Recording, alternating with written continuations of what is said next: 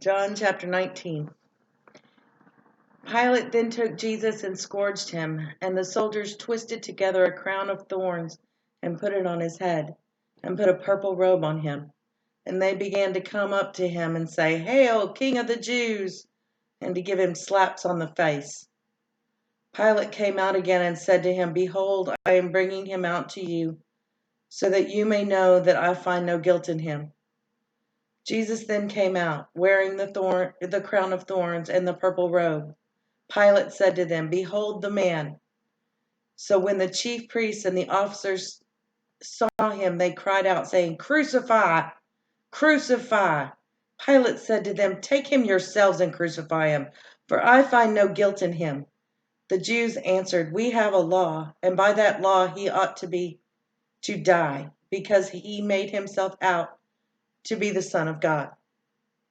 Now this is where Jesus was either the Son of God or he did commit this crime.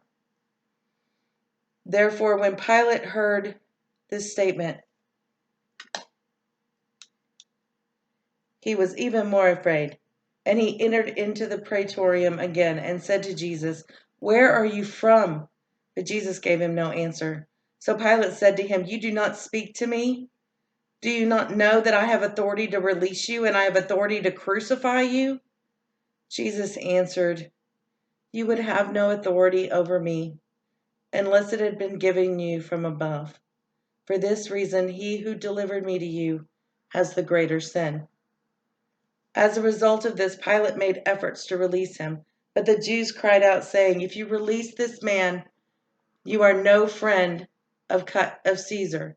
Everyone who makes himself out to be a king opposes Caesar." Therefore, when Pilate heard these words, he brought Jesus out and sat down on the judgment seat at a place called the Pavement, but in Hebrew, Gabbatha. Now it was the day of preparation for the Passover. It was almost the 6th hour. And he said to the Jews, "Behold your king." So they cried out, "Away with him! Away with him! Crucify him!" Pilate said to them, "Shall I crucify your king?" The chief priest answers, "We have no king but Caesar."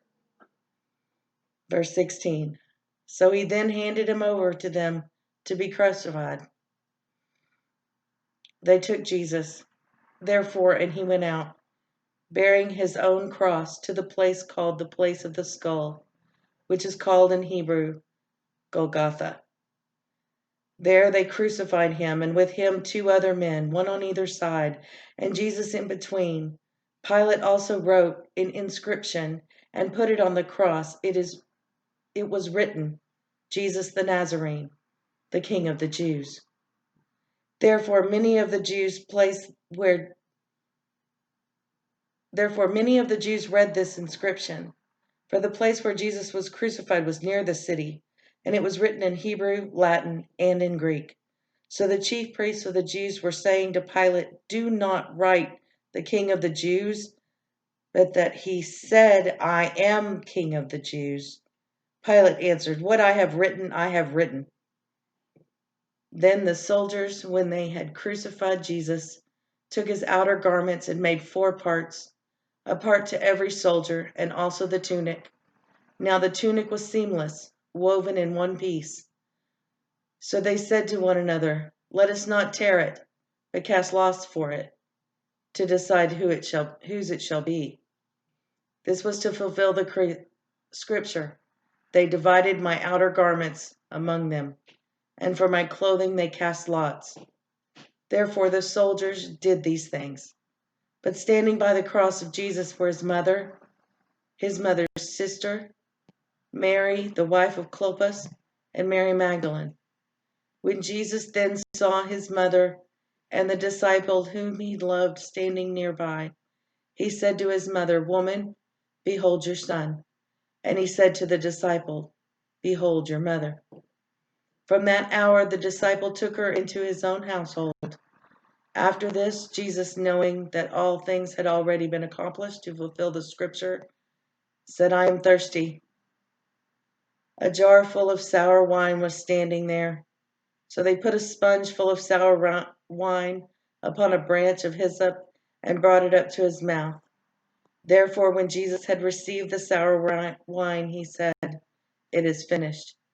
And he bowed his head and gave up his spirit. Then the Jews, because it was the day of preparation, so that the bodies would not remain on the cross on the Sabbath, for that Sabbath was a high day, asked Pilate that their legs might be broken, that they might be taken away. So the soldiers came and broke the legs of the first man and of the other who was crucified with him. But coming to Jesus, when they saw that he was already dead, they did not break his legs. But one of the soldiers pierced his side with a spear, and immediately blood and water came out. And he who has seen has testified, and his testimony is true. And he knows that he is telling the truth, so that you also may believe. For these things came to pass to fulfill the scripture, not a bone of him shall be broken. And again another scripture says, they shall look on him whom they pierced. After these things, Joseph of Arimathea, being a disciple of Jesus, but a secret one for fear of the Jews, asked Pilate that he might take away the body of Jesus, and Pilate granted permission. So he came and took away his body. Nicodemus, who was had first come to him by night, also came, bringing a mixture of myrrh and aloes, about 100 pounds weight. So they took up the body of Jesus and bound it in linen wrappings with the spices, as is the burial custom of the Jews. Now in the place where he was crucified there was a garden, and in the garden a new tomb, in which no one had ever been laid.